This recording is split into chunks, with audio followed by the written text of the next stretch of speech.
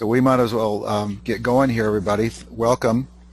It is my true honor to have Gene Trowbridge today as our guest.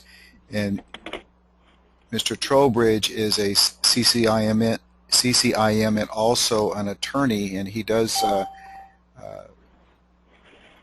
training classes for the for CCIMs all over the country.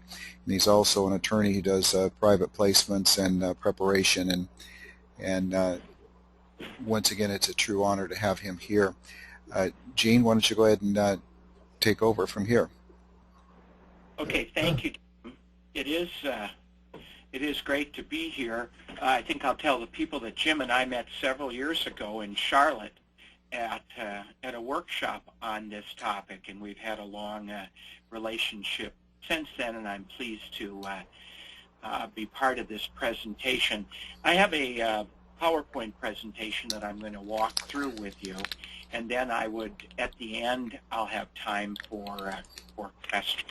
Okay, and at the end also, as you can see from the first slide, we're going to offer a free gift. Stick around, and you'll see what that is.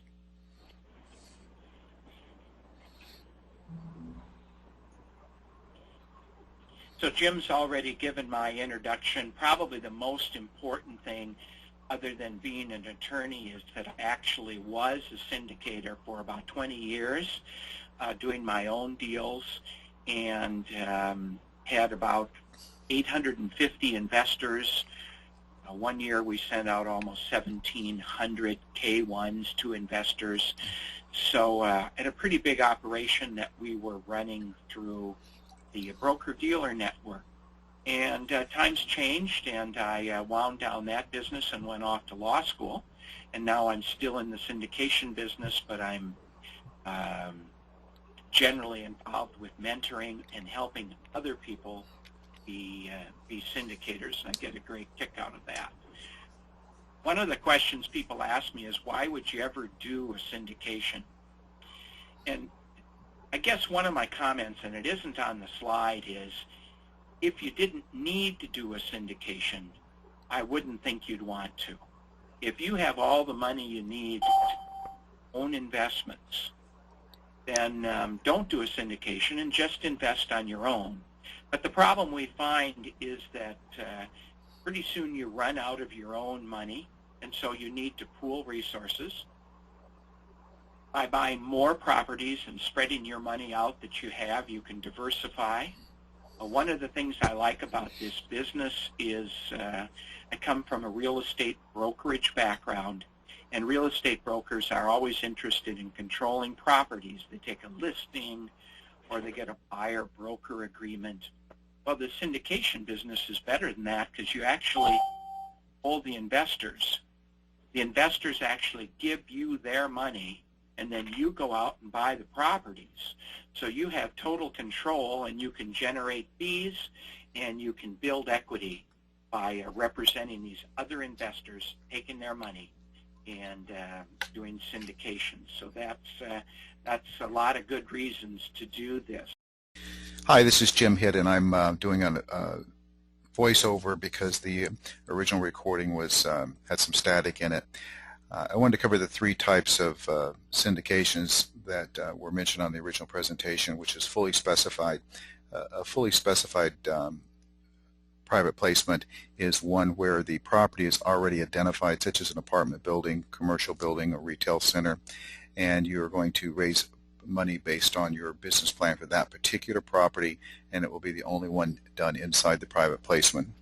Now, a semi-specified, what that does is you have the same guidelines. Let's say you're going to be investing in apartment buildings, commercial buildings, retail, and you're going to lay out your business plan to the investors. You're going to acquire one property that you've already identified, and then you're going to acquire additional properties with the same guidelines, and that's a semi-specified, and it's a very common structure that you'll see on the next slide. Then the blind pool. Now, the blind pool is you don't have a property identified, but you do have a business plan laid out, and you're going to offer that to the investors. And the some of the most recent uses of a blind pool are for residential flips. Many areas are depressed in terms of their residential values, so they're raising blind pools and going into large areas such as Phoenix, Atlanta, Florida to buy property and then flip them on a retail basis to create returns for their investors. So those are your three different types. What this slide is all about is telling you the type of deals that we have been doing, and I researched the last 23 deals, which took me to a specific date, and 5 of our offerings were specific offerings involving one property where the amount of money raised was less than $1 million. Then 5 of them were once again specific offerings where we raised a little bit more money, between $1 million and $2.5 million. And then we've done 10 offerings here where they've either been specific, semi-specific, or blind pools, and the money raising is between $2.5 and $5 million. On our specific offerings, most of them have been apartments in this marketplace in the last 23 deals. On our semi-specific and blind pools, we're getting into people who flip houses. Our most recent fund is someone set out to raise $5 million from multiple investors to raise a pool of money, and they were in the Arizona area, so they could buy and flip multiple houses. And then we have had a couple deals, 3 transactions where the investors raised over $5 million, and generally there we're into semi-specific and blind pools.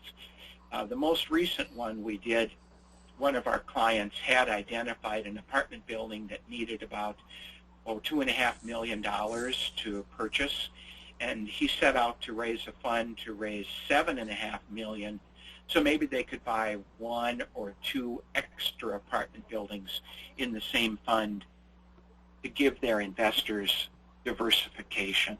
So we're not talking about raising an awful lot of money. I put this in there so I hope that you see that if on your first deal you were thinking you could raise $1 million or $1.5 million, you're right in there with the average of what our clients are doing.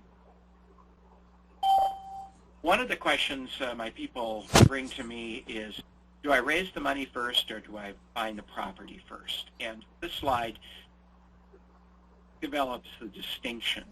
Some of my clients are property specialists, like I was. When I was a syndicator, my property specialization was self-storage. And I knew about pouring concrete, and I knew about building self-storage, and that's really what I did. What my challenge was is to find the investors who wanted the benefits, economic benefits and the risks that came with self-storage. And we were developers, so there was a lot of upfront risk, but over a short period of time there was a lot of equity build-up as we built our projects and then sold them to the operators who would carry them on for the operation phase. Some of my syndicators come to us and say, well, I have a group of people from whom I know I can raise my money, and I know where I'm going to raise my money, but I don't know what property type I'm going to get involved with. And in that situation, I tell my clients that they need to interview their syndicators. I call it take an inventory of who your clients are going to be and determine what economic benefits they're looking for. And if you find that they're looking for a long-term hold with limited risk and positive cash flow, that will lead you to a certain product type and a certain phase in the lifestyle of that product. But if you're looking for people, or you have people who don't need positive cash flow currently and would like to create wealth in a relatively short period of time and take some risk, well, then maybe you're in a value-adding or development phase of real estate. So you really need to know where your investors are going to come from and what are they looking for, so that you can bring a property to the marketplace that meets the needs of your investors. And in that way, you will be successful.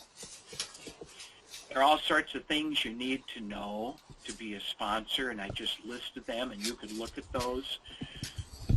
So this is an educational process. I'm going to spend quite a bit of time this morning on the securities laws, but there are many other things you have to deal with. When you're a sponsor of a property and a syndication, the investors actually give you their money. Just like the movie that we watch at Christmas time called It's a Wonderful Life, and Jimmy Stewart runs a building and loan association, and there's a run on the association, and then all the shareholders, all the depositors come into the bank and say, you know, we want our money back, and they ask Jimmy Stewart for their money back. Well, he doesn't have their money, and he tells them that their money isn't at the bank, it's invested in properties, it's invested in businesses, but they still think that you have the money. So while you have the money, you own some duties to your investors. You need to care for that money. You need to disclose all the material facts related to the investment of that money, and you have a duty of loyalty to them. You actually have to handle their money better than you would handle your own. Higher level of fiduciary duty to them than you actually do in your own investment. So that's something to think about. One of the things that's going to happen is when you raise money from multiple people is you are going to, and you can just plan on it, you are going to enter into the securities world. What is a security? Well, in plain English, it's when someone invests money with you, and there's a common enterprise going along, and they expect a profit, but they're leaving that profit up to you and your efforts. Let's say I told Jim that there was an investment out here in Southern California, and I've got the property tied up, I've got the LLC drafted, I have a purchase agreement on the property, and I'm ready to go, but I find myself $250,000 short. So I could say to Jim, why don't you send me $250,000 and I'll put it with my $250,000, and we'll form an LLC, or I'll sell you interest in my LLC. This is a good project. We can make some money on it, and it's in my backyard, so I'll do all the work. You don't even have to come out here and look at it. I'll handle everything. Well, that's a security, because Jim is investing money in our common enterprise. He's expecting a profit, or he wouldn't have done it, and he's leaving it up to me. So that is a real simple definition of a security. Now, it wouldn't make any difference if Jim was my brother or my father. There's no exception for family members. There's no exceptional personal friends, people with whom you have a pre-existing relationship. All that is something different. It's just the fact that it's a security. So if you're going to go out and raise money from 10 people, they're all going to give you $25,000, and you're going to raise $250,000 and do something, it's probably going to be a security. That doesn't mean you can't do it. That just means you have to do it according to the securities laws. And that's going to involve following the law and probably getting some legal advice, some legal help. Every security has to be registered with the Securities and Exchange Commission. That's expensive and time-consuming, unless it's exempt. Well, that's what we'd want to do, isn't it? We'd want to get this deal that I'm going to do with Jim, I'd want to get it exempt from registering it with the Securities and Exchange Commission. So how would I do that? One of the ways I can do that is not raise money from Jim, but find someone in California to invest with me. So if all my investors were from California, and the property was in California, and I'm in California, then I don't get into the world of federal laws. I do have the world of California securities laws to deal with, but I don't have to go through everything at the SEC. That almost never happens. I can't believe that out of maybe the last 100 deals we have done, there's been more than 2 or 3 offerings that are strictly inside of one state. Because some investor comes from another state, or you're into another state to buy property. So now we can't have the intrastate exemption. We're going to go into the private placement exemptions. And what we're going to do is we're going to do a Regulation D, which is a set of rules that allow you to do a securities offering across state lines under federal rules and be exempt from registration. And the one we do is called Rule 506. In a Rule 506 offering, we can raise all the money we want. We can have as many accredited investors, and I'm going to define that in a little bit. Those are people who are rich and smart.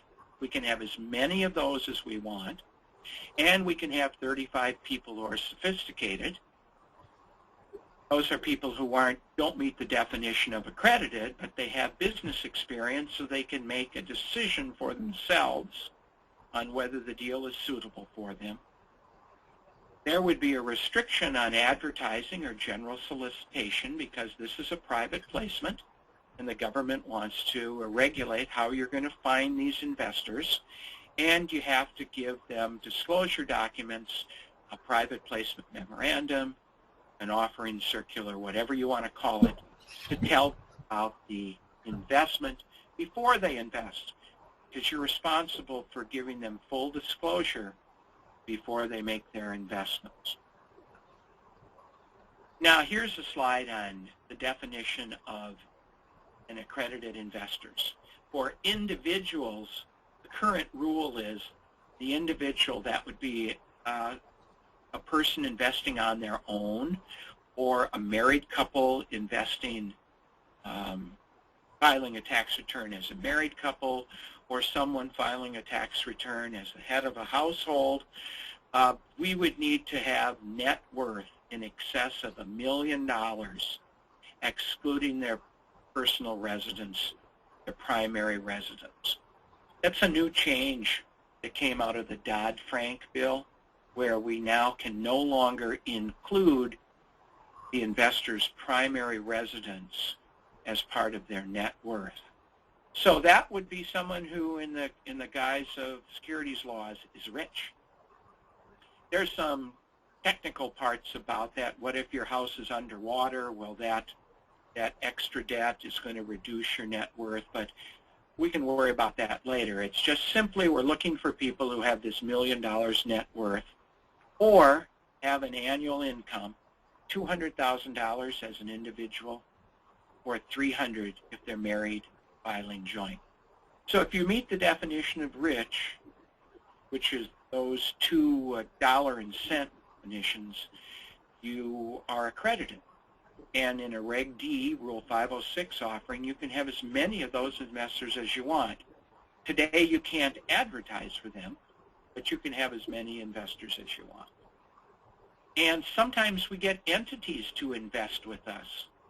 And the rule on an entity is if the entity is already formed and is in the business of investing, and the entity has a net worth of $5 million, the entity would be considered accredited. If the entity is just being formed, let's say Jim decides that he's going to bring 5 or 6 people into my deal, and he's going to represent them, and he's going to raise money from them just for this deal. And I have to treat them all as individuals. It's my responsibility to make sure or determine whether they're accredited or not accredited. And here's a definition of sophisticated. It really doesn't say much, but it does say the person has to have such knowledge and experience in business matters so that they can evaluate the merits and risks of the property themselves. That's kind of a wide open definition, and how the sponsor deals with that is the offering questionnaire. We're going to ask people questions. Where have they invested before? How much liquidity do they have? What's their experience in investing in real estate? If they're not accredited, we can determine that they might have enough experience to make an investment decision. Here's something that's new, and I think you might have heard about this, so I thought I'd discuss this now. In the beginning of April, the President signed the Jobs Act. And the Jobs Act says that the SEC is required to write rules and procedures to eliminate the restriction on advertising and solicitation in a Reg D Rule 506 offering where all the investors are accredited. Now that's going to be a big deal because today we can't do much advertising. We don't know what they mean by advertising and solicitation until they write the rules. My feeling it's going to be in line with some of the other advertising that they allow, which is sort of like a tombstone ad. Trowbridge Equity Group is going to offer $5 million of interest in an apartment fund. The minimum investment is $10,000 per person, and you can contact Gene Trowbridge at this email or phone number. That's about what it's going to be, but we can't do that at all now, so that'd be pretty exciting. And then the next thing we need to do is the issuer has to take extra steps to be reasonably assured that the investors are accredited. Well, the SEC is going to write rules on what I believe will change our offering questionnaire so that we know, we have more definitive answers to the question on whether the investor is accredited or not. And those rules and regulations will come out in July. They're supposed to have 90 days to do that. So that's pretty exciting. We'll pay attention to that and follow that. The next thing that I know you've heard of, because everyone calls me and asks me about, is something called crowdfunding. Once again, new legislation from the Jobs Act, which is going to allow me, if I have an offering, to put it on the internet and use internet advertising to raise money. Now you can imagine that the people who are policing offerings are frightened with this. They're frightened with, who's Gene Trowbridge putting his offer on the internet, and how much money is he taking from people, and what's the protection for the unsophisticated investor out there. So there are going to be some rules, and the first rule is that all I could raise in a 12-month period is $1 million. I could do 2 $500,000 offerings. I could do 10 $100,000 offerings, but maximum on a rolling time period, the most I could raise is $1 million. And then there's an investment maximum. It looks somewhere between $2,000 someone could invest, and or the most a rich person, once again $1 million net worth person, the most they could invest is $100,000. I'm going to give my offering to someone called a broker-dealer or a funding portal. They're going to run the website. They're going to get money. And when I raise 60% of the money, let's say my pool is $1 million. When I hit $600,000, they can send me that $600,000, and I can go out and spend it. We're going to have to disclose risks to the investors, which tells me we're going to have to write an offering document. And the SEC bargained for 270 days to write the regulations on this, because they have to define what is a funding portal, and they have to define how we're going to disclose the risks, and they're going to have to define what they mean by marketing on the internet. They're very leery on this, and we won't hear anything about this until December of this year, which means it'll all really happen next year. So those are things to pay attention to. The whole purpose of the Jobs Act was to promote capital formation, and the ability to advertise for accredited investors is strong, and this crowdfunding.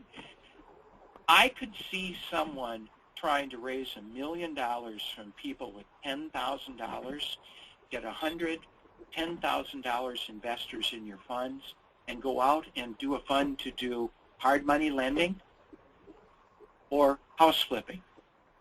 Let's talk about the hard money lending for a second. Let's say you went and your strategy was to raise money from people in their IRAs, raise investors, money from investors who have IRAs or 401ks, and you went out and said, I want 50 people with $20,000 each to put in my fund, and you could advertise it on the internet.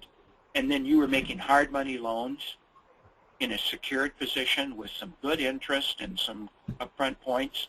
That would be a great investment that people in their IRAs would love to do.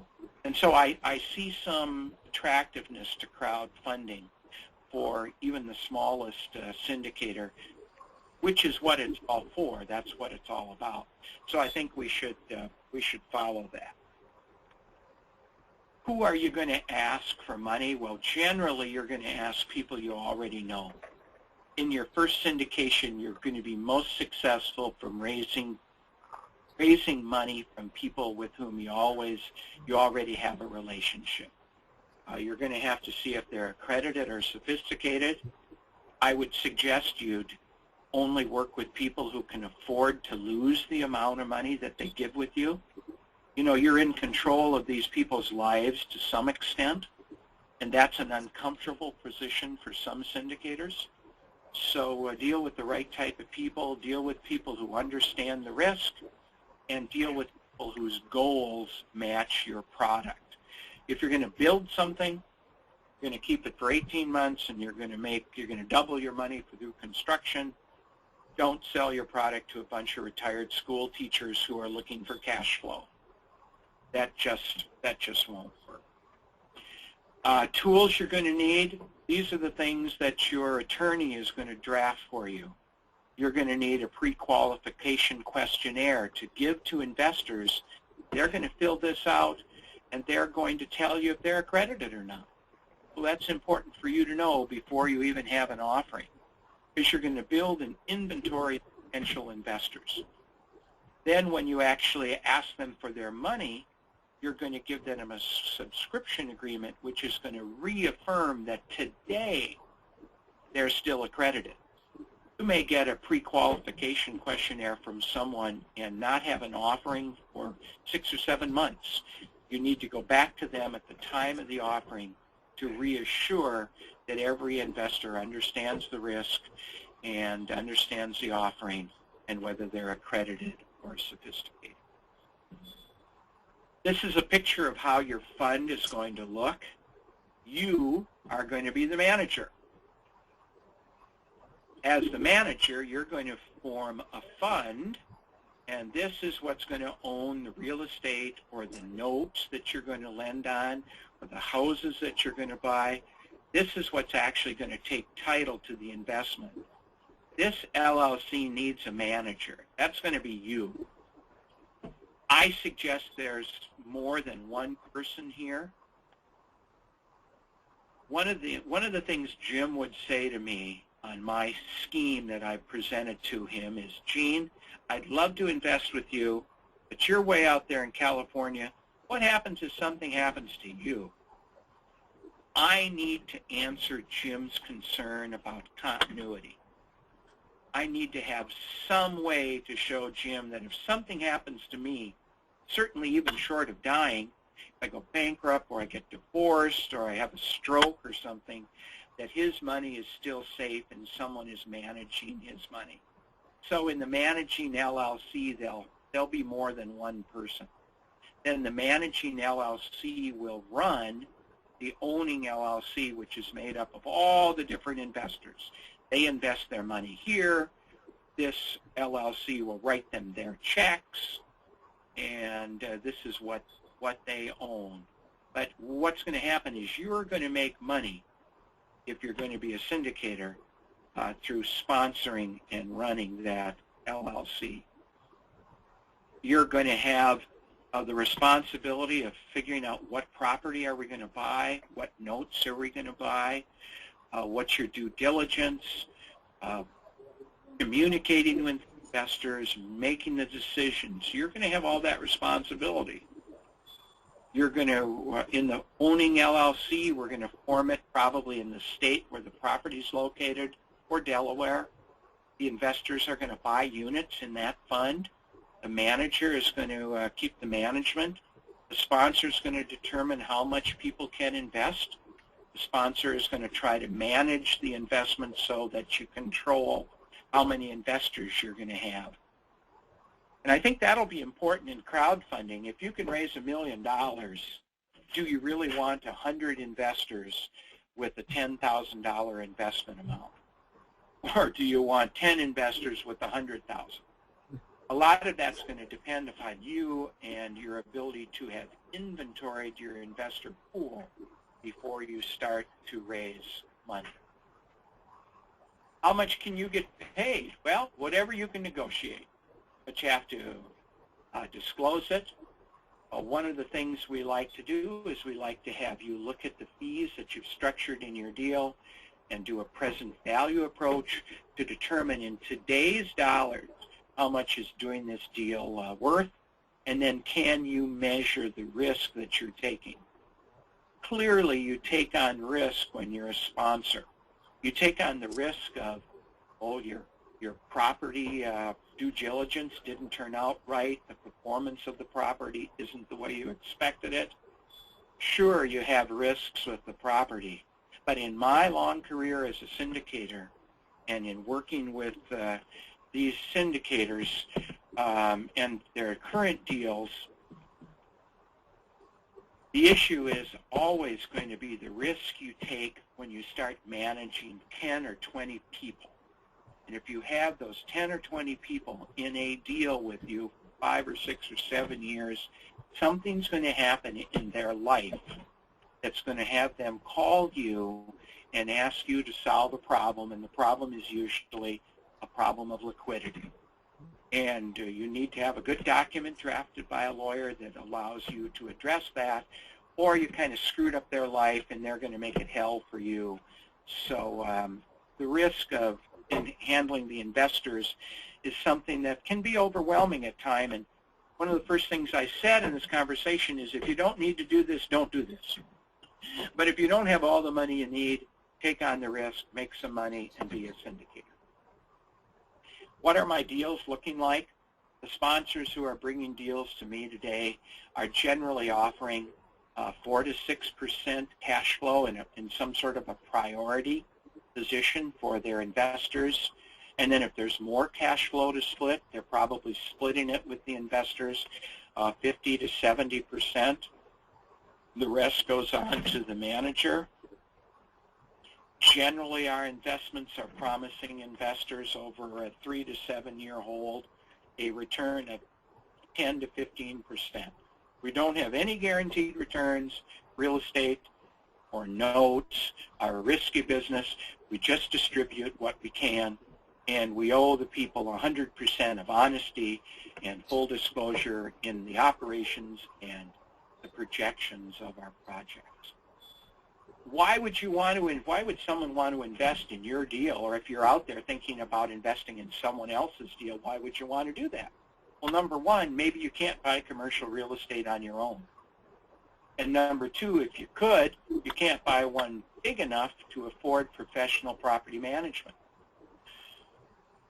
One of the things I don't put on the slide, but my favorite saying is, one of the benefits you get from investing in a syndication and being a passive investor is you don't have to work with tenants, toilets, and trash.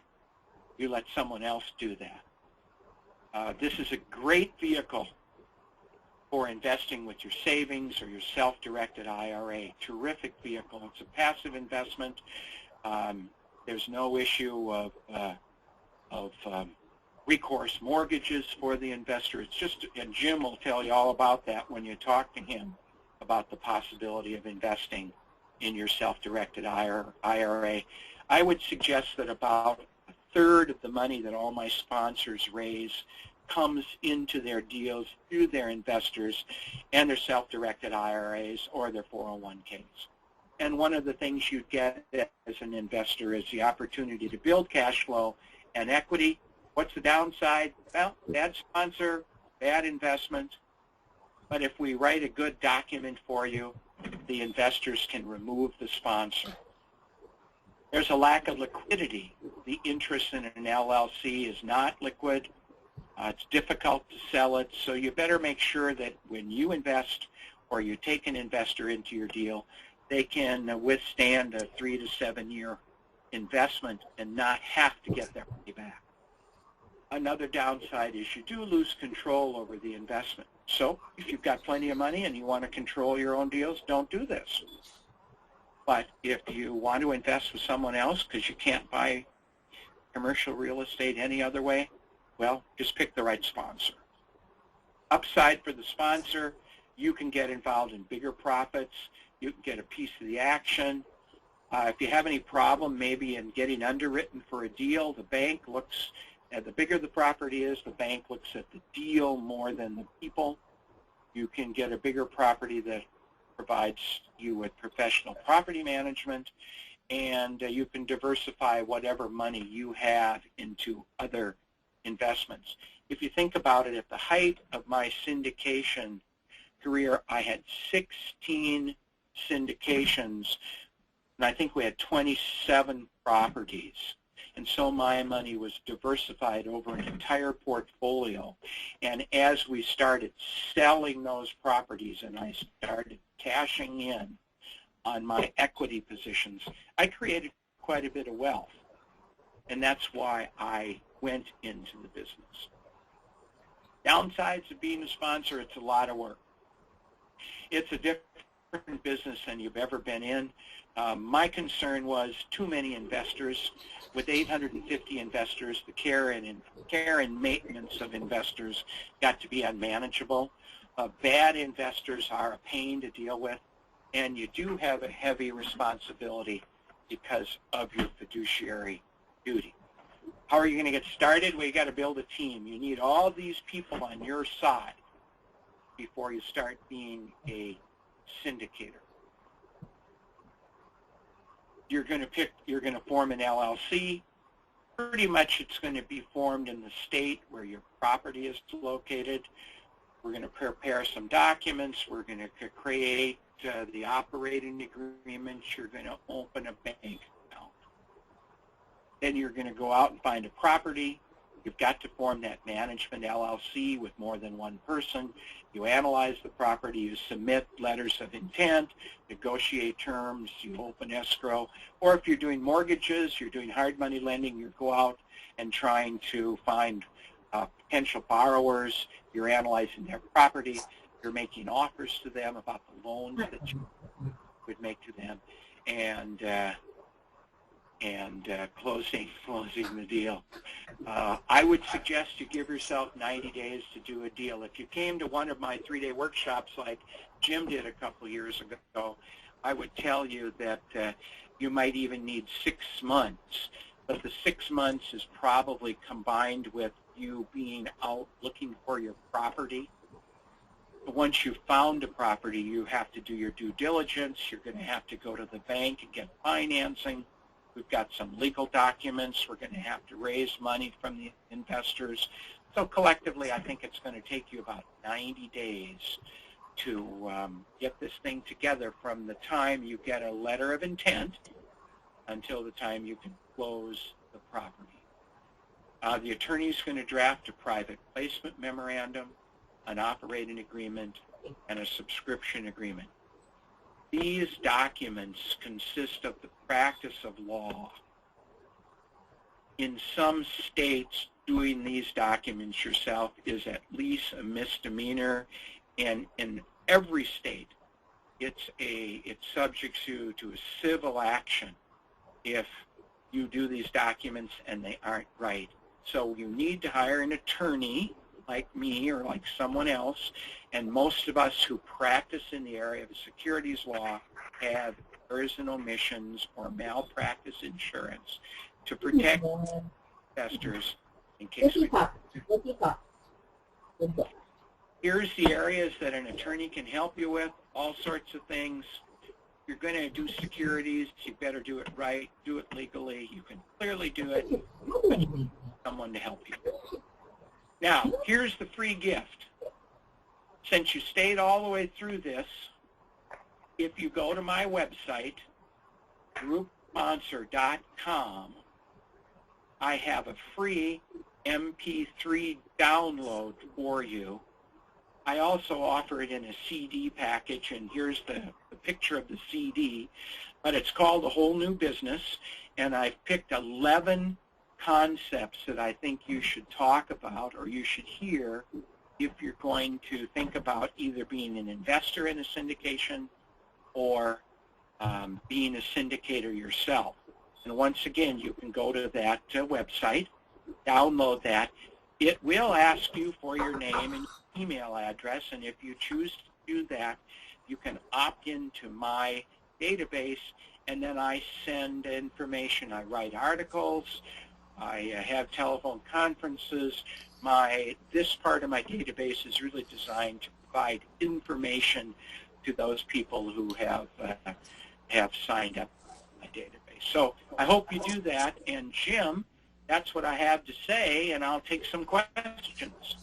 Hi, thank you, Gene. That was great. If you could, everybody, submit your questions by email chat. It's in the bottom. It should be at the bottom of your screen, and then we will. I will go ahead and relay those to Gene, so we can have an orderly transcript of all the questions. Also, so Jim, let me answer a question I know I'm going to get asked. Okay. I didn't cover it as my slides.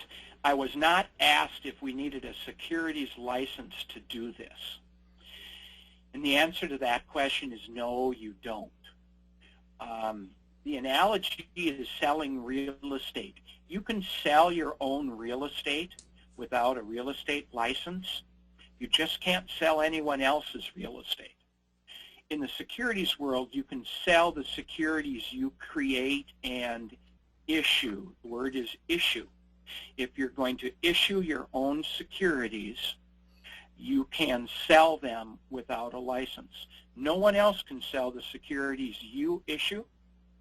So the manager group will have a couple people in it, and those people all will be qualified as issuers, and they can go out and raise the money for you, but you don't need a license.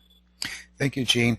I've got one question that's coming through right now, and I was just going to ask you prior to passing on his question. One of the questions I get quite a bit is in private borrowing, where you had mentioned earlier about a security and the Howey test.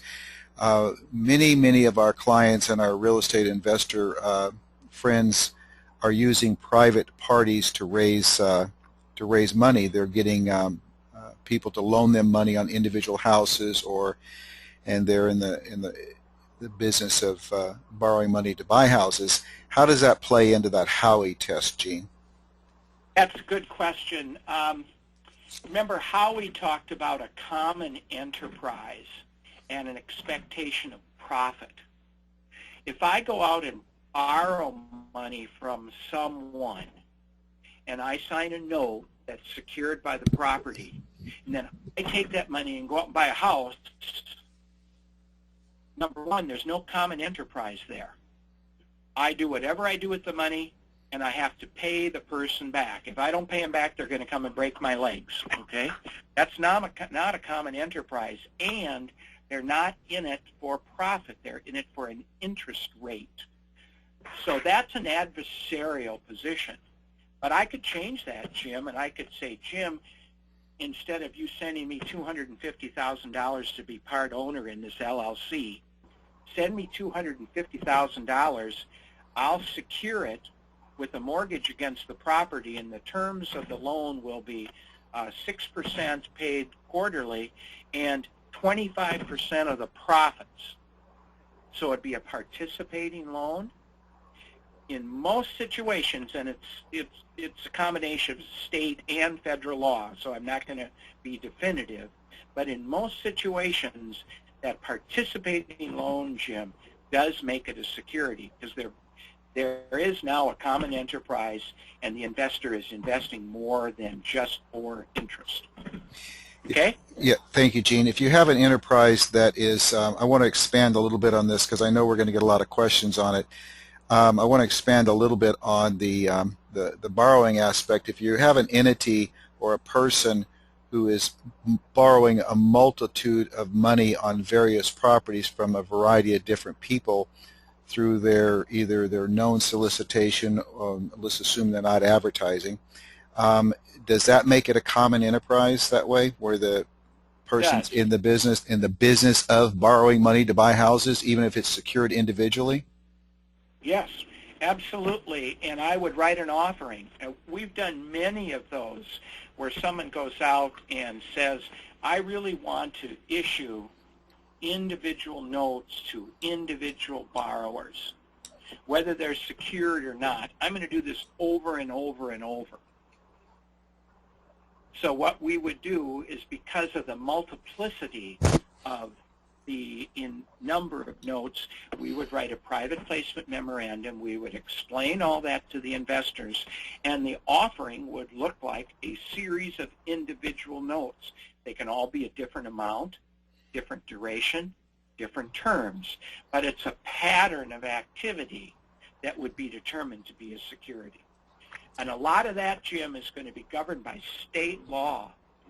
In California, for example, you do more than 10 of those, you've got to be certified as with a corporation certificate on your real estate license as a certain something or other. Yeah. So we'd have to check with a local attorney on that. Thank you, Gene.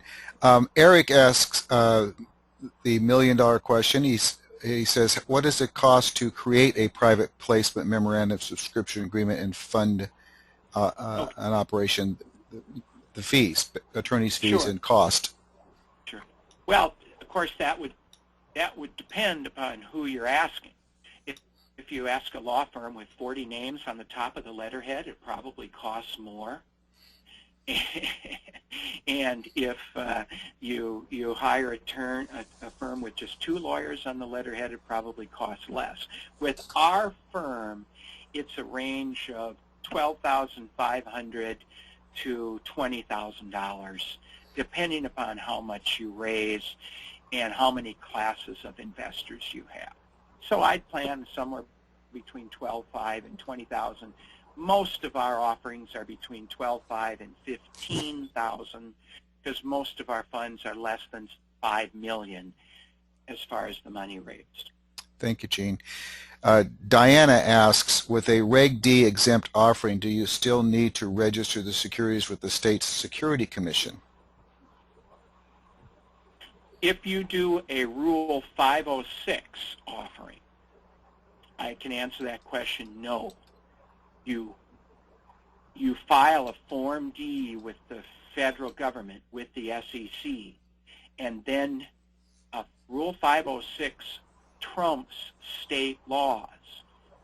But you do have to send a notice to the state, which is a cover letter, a check, always, and a copy of the Form D, and that's something that we do as our service. We file the Form D, and then within 15 days of selling an interest in a state, we have to put the state on notice that we've sold something in there.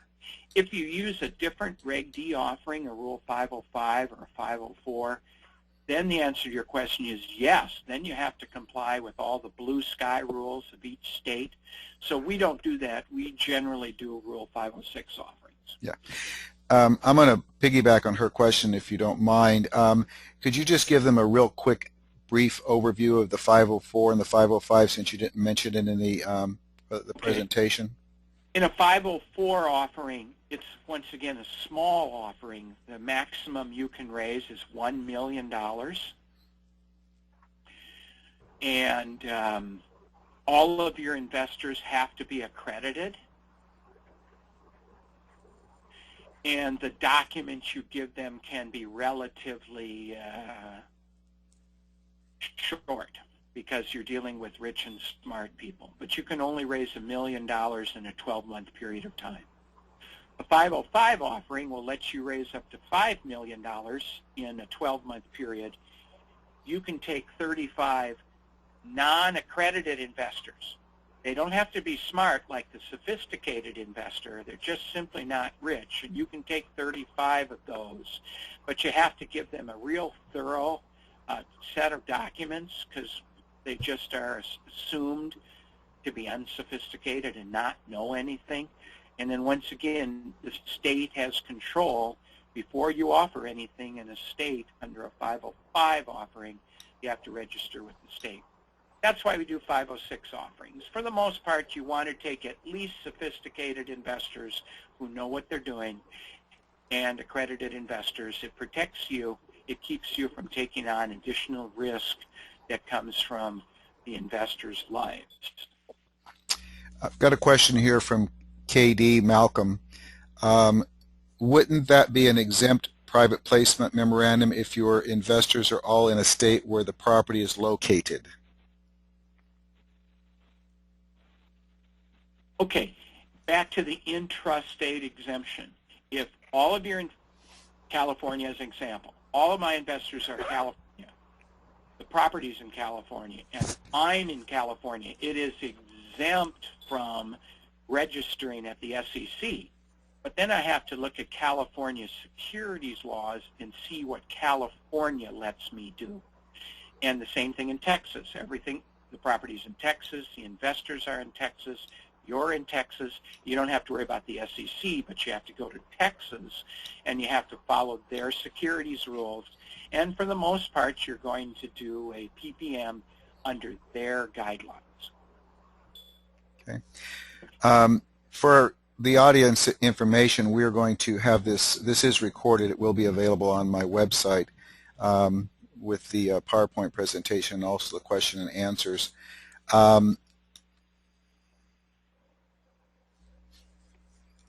I have an additional question. I don't have. Go ahead, Gene. My email, Jim. Can I give my individual absolutely, email out absolutely. So they can send me a question email after they hang up if something pops up?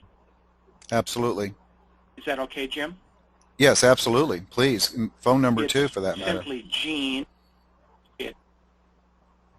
It's Gene at GeneTrowbridge.com. That's G-E-N-E at G-E-N-E, T as in Tom, R-O-W, B as in boy, Bridge, just like you see on the screen.